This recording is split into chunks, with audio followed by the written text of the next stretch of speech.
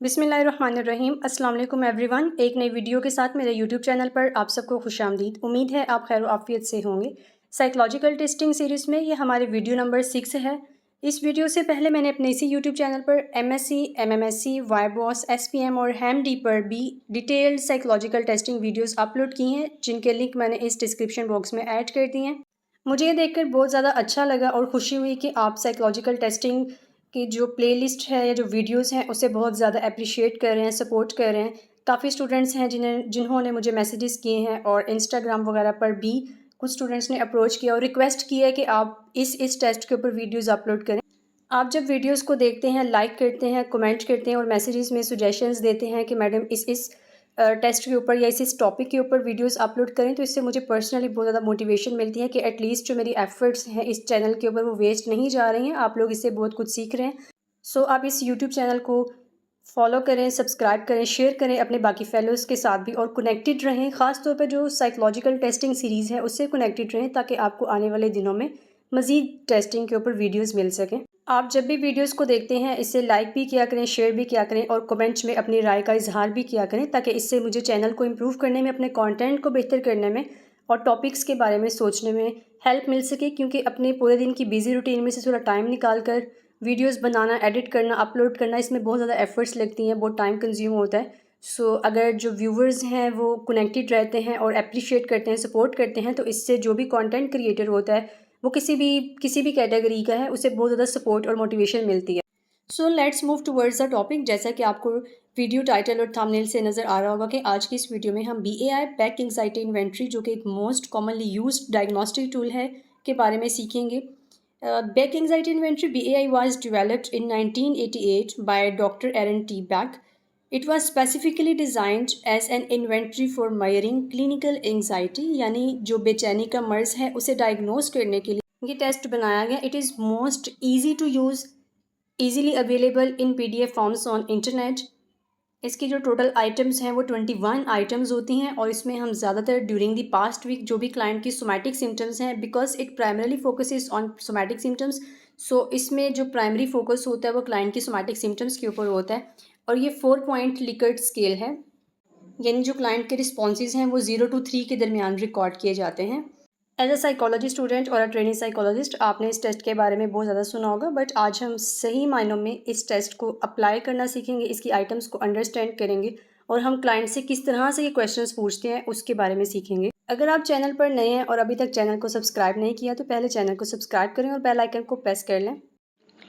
Well, Janab, let's start this test, Back Anxiety Inventory BAI, which was developed in 1988 by Dr. Aaron T. Beck.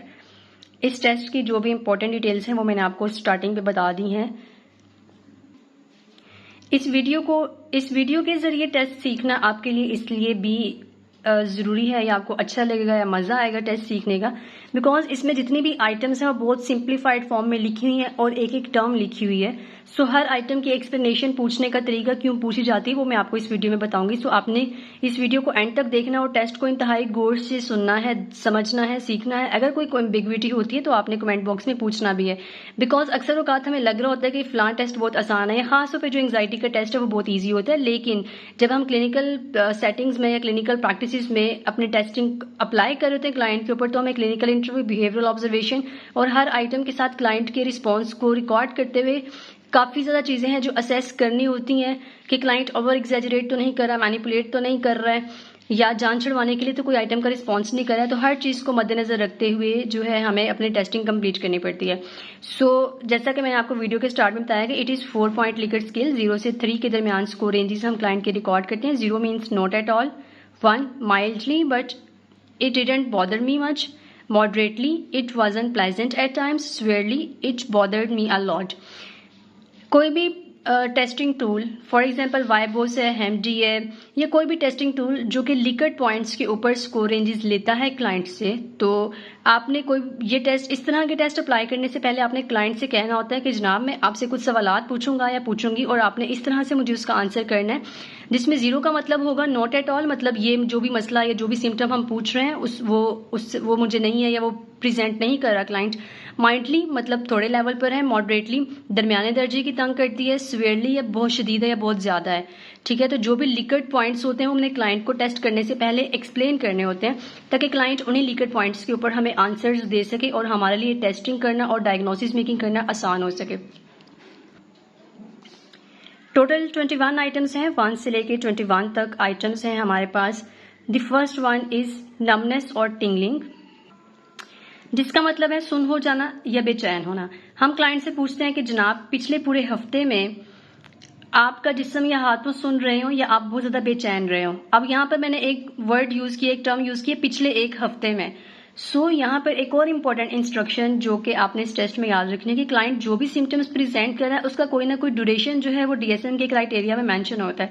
मतलब ऐसा नहीं है कि client को 2 दिन पहले कोई भूख और नींद का मसला हुआ और क्लाइंट आज जाके हमें कह रहा है कि मुझे भूख नहीं लगती, मुझे नींद नहीं आती, और हम कहें कि ऐसा तो डिप्रेशन में भी होता है तो इसको डिप्रेशन है। ठीक है, जबकि वो सिम्टम्स अगर क्लाइंट की डिप्रेसिव डिसऑर्डर के साथ कोई क्लाइंट है, उसको नींद नहीं आ रही, भूख नहीं लग रही, उदासी रह रही है, परेशानी रह रही है, अगर वो 2 वीक्स तक रहती हैं या एटलीस्ट 10 डेज 15 डेज 1 मंथ तक रहती है, देन वो क्लाइंट क्राइटेरिया में जाता है। जो डीएसएम में मेंशन है दैट इज 2 वीक्स क्राइटेरिया। ठीक है, इसी तरीके से हर डिसऑर्डर का क्राइटेरिया डीएसएम में मेंशन है। सो जब हम बैक एंजाइटी इन्वेंट्री क्लाइंट से आइटम्स पूछ रहे होते हैं तो उसमें हमने क्लाइंट को एक्सप्लेन करना होता है कि जितनी भी मैं आपसे अलामात पूछूंगी, जितने भी सवालात पूछूंगी, आपने मुझे अपने पूरे एक हफ्ते की कंडीशन को मद्देनजर रखते हुए जवाब देना है।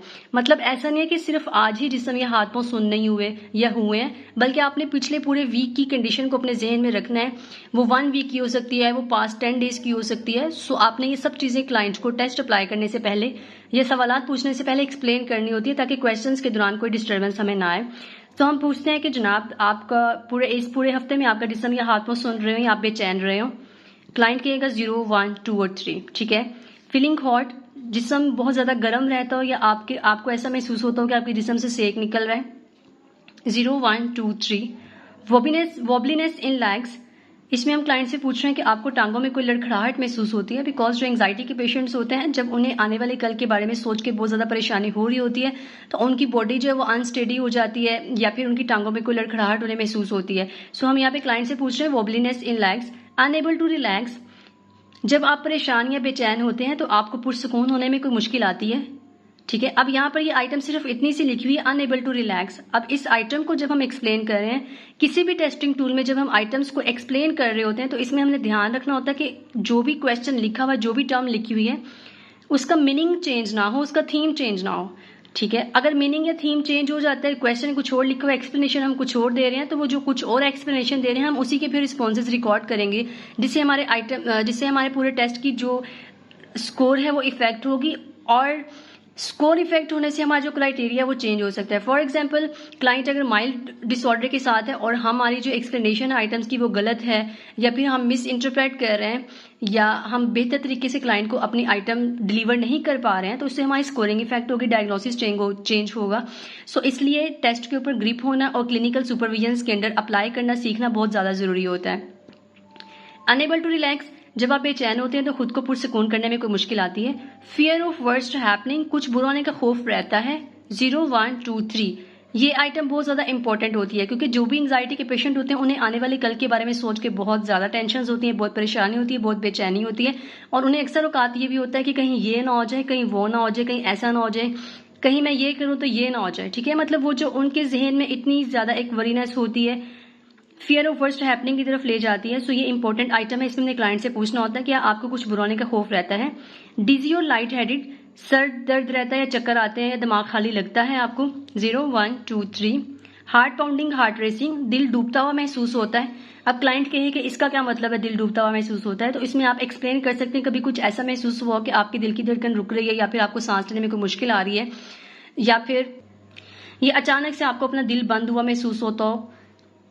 मतलब जितने आसान अल्फाज में आप आइटम एक्सप्लेन कर सके उतना आपने करना है। अनस्टेडी, कोई लड़खड़ाहट रहती है, कपकपाहट रहती है। टेरिफाइड और अफ्रेड, डरे हुए या खौफजदा रहते हैं। नर्वस, घबराए हुए रहते हैं, घबराहट बहुत ज्यादा होती है। फीलिंग ऑफ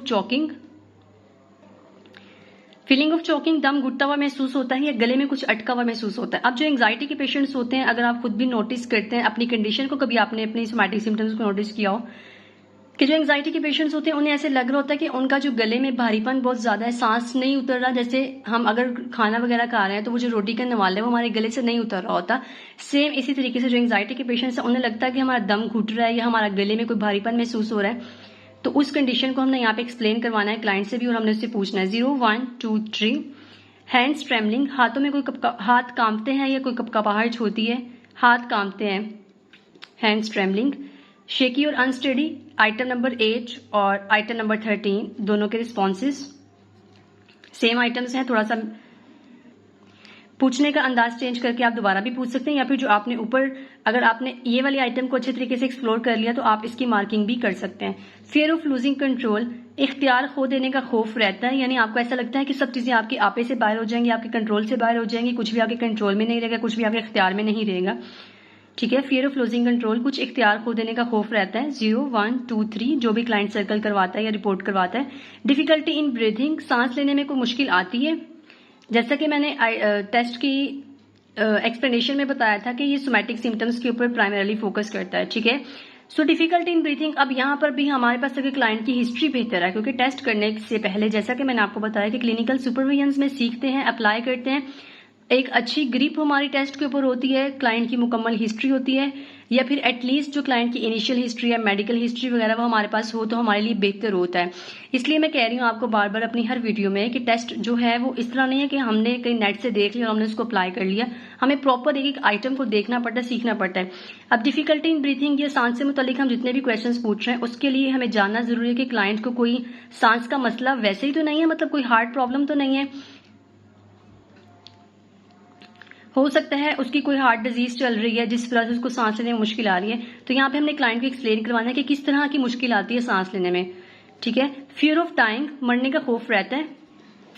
जो एंग्जाइटी के पेशेंट्स होते हैं फ्यूचर वरीनेस के साथ रह रहे होते हैं, जिसकी वजह से उनकी जो प्रेजेंट मोमेंट है वो भी बहुत डिस्ट्रॉय हो रहा होता है।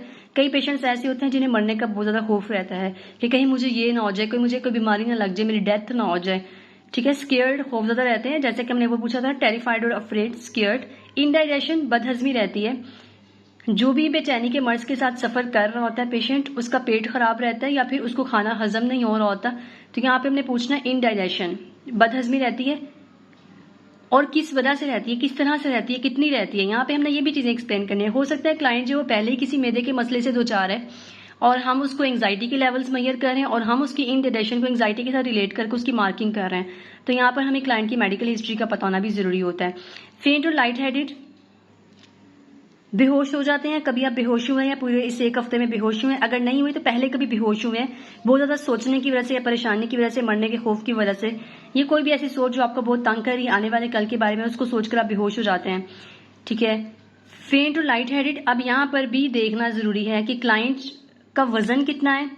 ठीक है, अगर क्लाइंट कहते हैं हाँ जी मैं बेहोश हो जाता हूँ, ठीक है, तो अब हमें देखना पड़ेगा कि क्लाइंट को कोई इस तरह की इलनेस तो नहीं है, कोई फिजिकल इलनेस वगैरह तो नहीं है। हो सकता है वो अपनी वीकनेस की वजह से, फिजिकल वीकनेस की वजह से बेहोश हो रहा है, तो बीपी लो होने की वजह से बेहोश हो रहा है, या हो सकता है उसके सीबीसी काउंट वगैरह कम है, या हो सकता है कोई इसकी मेडिकल हिस्ट्री इस तरह की हो। तो यहाँ पे चीजों को एक्सप्लोर करना बहुत जरूरी होता है। फेंट and light headed, face flushed, चेहरे का रंग सुर्ख पड़ जाता है। ठीक है, अगर क्लाइंट कहते हैं हाँ जी मेरे चेहरे का रंग सुर्ख रहता है, किस वजह से रहता है, मतलब जिस समय बहुत गर्मी महसूस होती है, गुस्सा आता है उस वक्त होता है। अब अगर गुस्से के वक्त चेहरे का रंग सुर्ख पड़ रहा है तो वो एक नॉर्मल चीज है, क्योंकि जो हमारे फेशियल एक्सप्रेशन है गुस्से की हालत में चेंज हो जाते हैं।